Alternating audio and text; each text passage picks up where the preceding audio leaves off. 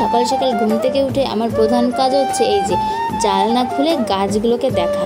আর আজকে বাইরে ঝলমল রোদ, দেখতেই পারছো। তো হ্যালো এভরিওয়ান, গুড মর্নিং।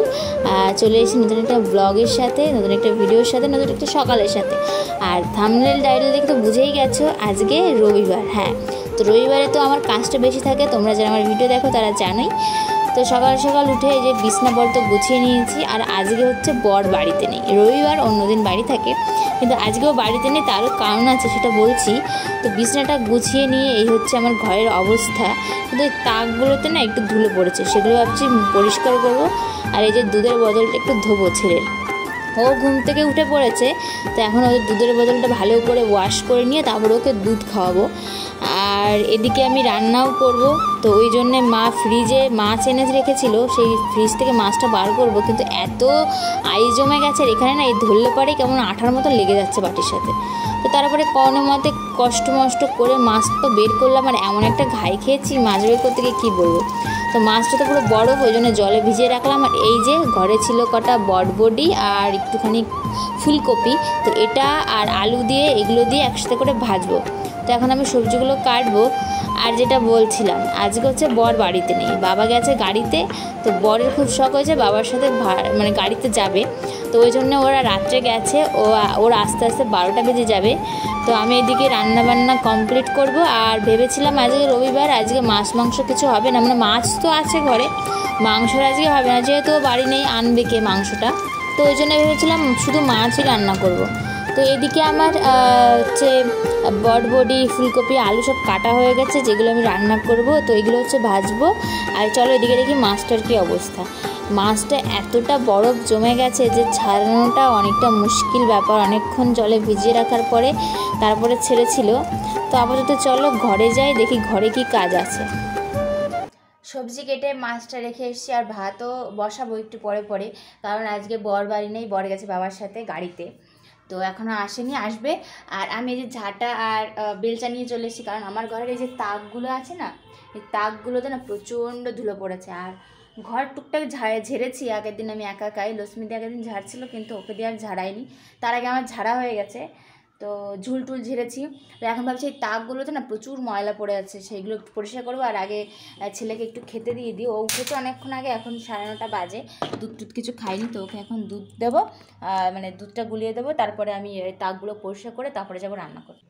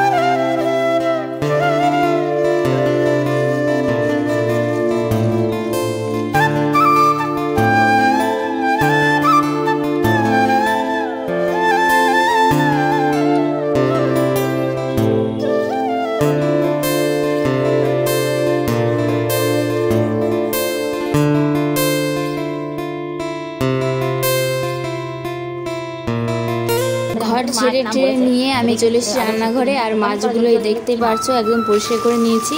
আর এগুলো কিন্তু পাবদা মাছ না, হ্যাঁ, এগুলো আমি প্রথমে ভেবেছিলাম পাবদা মাছ, পরে মা বললো না এটা বাঁচা মাছ না কী বেশ একটা বলে, তো সেই মাছ বেশ বড় বড় ছিল মাছগুলো।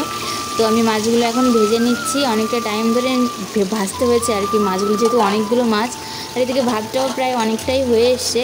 তো সকালের মেনুতে আজকে রান্না করব হচ্ছে এই মাছ দিয়ে ঝোল করব, নর্মাল আলু দিয়ে পাতলা পাতলা করে, আর যে সবজিগুলো কেটেছিলাম সেগুলো ভাজবো।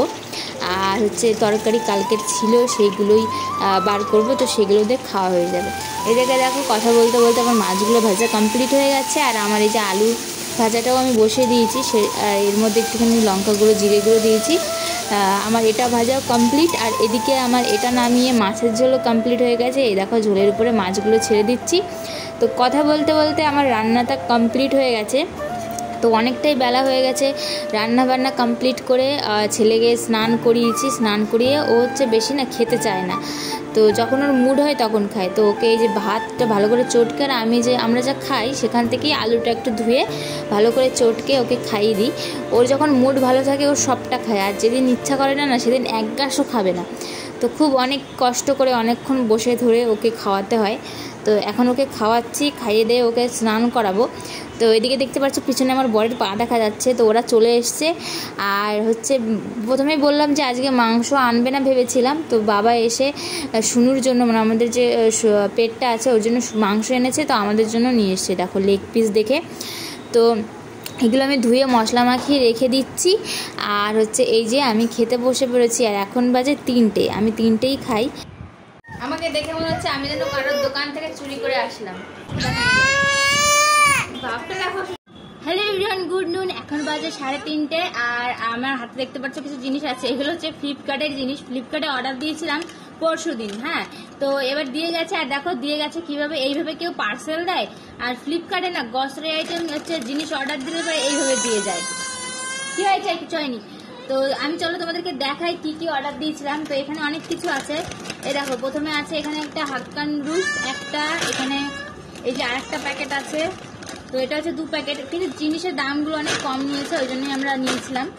আর অনেকদিন পাস্তা খাওয়া হয় না, তো পাস্তা অর্ডার দিয়েছিলাম। এই দেখো এটা হচ্ছে ম্যাকারনি পাস্তা, আর এখানে দেখো লোগো দেওয়া আছে ফ্লিপকার্ট থেকে নেওয়া। এই যে সবগুলোতেই লোগো দেওয়া আছে, ওইটাতে দেওয়া নেই, যাই হোক এটাতে দেওয়া আছে, এই যে ফ্লিপকার্টের থেকে নেওয়া, ওই জন্য। আর এটা নিয়েছিলাম, এটা হচ্ছে আমি বেশিরভাগ হচ্ছে কেচানের যে কেচাপটা হয় সেটাই খাই, কিন্তু বর বললো এটা দেখি টেস্ট করে দেখি, অন্য তো খাওয়া হয় না।